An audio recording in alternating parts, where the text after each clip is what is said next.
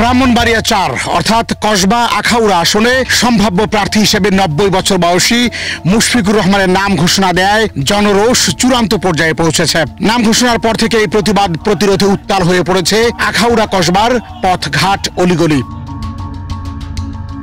নাখোশ voter ও সাধারণ মানুষের প্রতিক্রিয়া ছড়িয়ে পড়েছে সামাজিক যোগাযোগ মাধ্যমে। শুধু তাই নয়, মৃত্যু পথযাত্রী এই প্রার্থীকে নিয়ে রীতিমতো ট্রল করছে প্রতিপক্ষ দলের সমর্থকরাও। রাজনীতির মাঠকে ব্যঙ্গাত্মক পরিবেশের দিকে ঠেলে দেওয়ার নামান্তরে পরিণত হয়েছে ব্রাহ্মণবাড়িয়া ৪ আসনে বিএনপির এই প্রার্থীর মনোনয়ন। বাংলাদেশ জাতীয়তাবাদী দল বিএনপির নেতৃত্ব নির্বাচনের এই বাছাই প্রক্রিয়া হাস্যরসে পরিণত হয়েছে। এতে করে বাংলাদেশের ঐতিহ্যবাহী উদার গণতান্ত্রিক রাজনৈতিক দলটির সাংগঠনিক পরিপক্কতা নিয়েও প্রশ্ন উঠছে।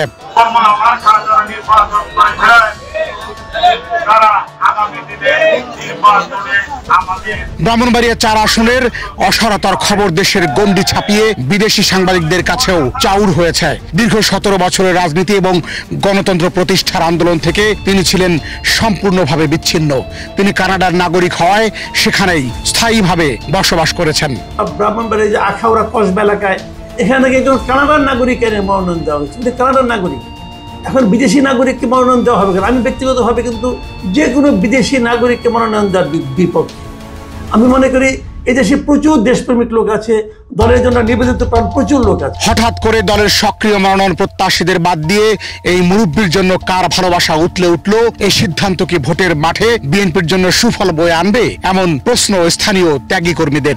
মুশফিকুর রহমান সাহেবকে তখন আমরা হাটে মাঠে ঘাটে কোথাও পাইনি। কবির আহমদ ভূঁইয়া সাহেব যখন মাঠে কেউ ছিল না, তখন এই নেতাকর্মীদের পাশে উনি এসে দাঁড়িয়েছেন। অযোগ্য, বিচ্ছিন্ন ও অসুস্থ একজন প্রার্থী আখাউড়া কসবায় সাবেক সচিব মুশফিকুর রহমানকে ব্যক্তিগতভাবে অনেকে শ্রদ্ধা করলেও শারীরিক অসুস্থতা নিয়ে প্রার্থী হওয়ায় সেই সম্মান ভুলণ্ঠিত হওয়ার পথে।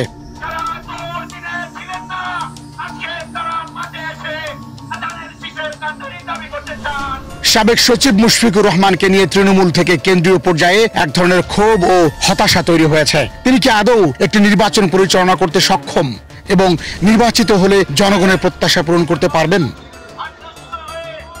মুশফিকুর রহমানের বয়স এখন ৯০ বছরেরও বেশি।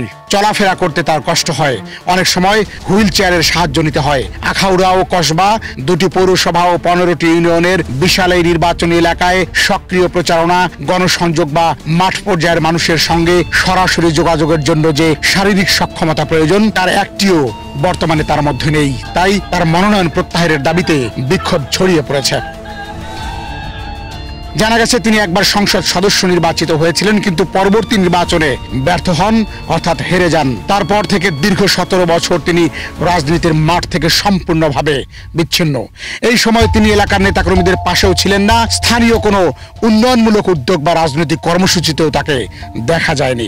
দলের দুঃসময়ে যখন নেতাকর্মীরা হয়রানি, মামলা, হামলা, গ্রেপ্তারের শিকার হচ্ছিলেন, তখন তিনি বিদেশে নিরাপদ অবস্থানে ছিলেন। জিয়া পরিবারের উপর নির্মম নির্যাতন নেমে এলেও তিনি কখনো জিয়া পরিবারের পক্ষে কোনো বিবৃতি দেননি বা ভূমিকা নেননি। কেউ তাকে এই ব্যাপারে জিজ্ঞাসা করলে তিনি বলতেন, আমি রাজনীতি থেকে দূরে আছি। দলীয় কোনো নেতাকর্মীকে তিনি পাত্তাই দেননি।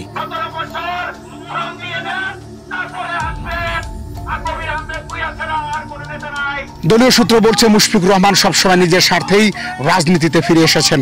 যখনই ব্যক্তিগত সুবিধা বা রাজনৈতিক প্রয়োজনে কিছু পেয়েছেন, তখনই তিনি এলাকায় উপস্থিত হয়েছেন, কিন্তু প্রয়োজন ফুরালে আবারও অদৃশ্য হয়ে গেছেন।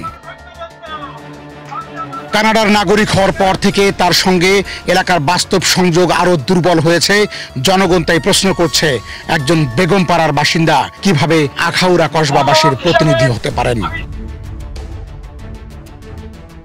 সাবেক আমলাতান্ত্রিক জীবনেও তার বিরুদ্ধে আর্থিক অনিয়মের অভিযোগ রয়েছে। সচিব থাকা অবস্থায় দেশ টিভি অন্যায়ভাবে বিক্রি করে দিয়েছিলেন এবং 10% কমিশন বাণিজ্যের অভিযোগ এখনো অনেকের মুখে মুখে। তার ক্যারিয়ারের একাধিক লাল চিহ্নিত মন্তব্য থাকার কারণেই শেষ পর্যন্ত তিনি সচিবালয় ছেড়ে টেকনিক্যালভাবে ওয়ার্ল্ড ব্যাংকে যোগদান করেন বলে জানা যায়। এই ইতিহাস তাকে জনসাধারণের কাছে একজন সৎ ও নিরপেক্ষ মানুষ হিসেবে প্রতিষ্ঠা করতে ব্যর্থ করেছে। তিনি এমপি হয়ে এলাকাবাসীর প্রত্যাশিত উন্নয়ন ঘটাতে পারেননি। পরবর্তী নির্বাচনে ব্যর্থ হয়ে রাজনৈতিক মঞ্চ থেকে সম্পূর্ণভাবে হারিয়ে যান। এমনকি 5 আগস্টের ঐতিহাসিক পরিবর্তনের পর তিনি মাত্র 3 বার এলাকায় উপস্থিত হয়েছেন এবং ফ্যাসিস্টের সহযোগীদের সাথে নিয়ে এলাকায় প্রবেশ করেছেন বলে অভিযোগ রয়েছে। এমন একজন জনবিচ্ছিন্ন, শারীরিকভাবে দুর্বল ও বিতর্কিত ব্যক্তিকে চূড়ান্ত মনোনয়ন দেওয়া হলে তার দলের ভাবমূর্তি ও নির্বাচনী ফলাফল উভয়ের জন্যই ক্ষতিকর হতে পারে বলে মন্তব্য করেছেন স্থানীয় নেতাকর্মীরা।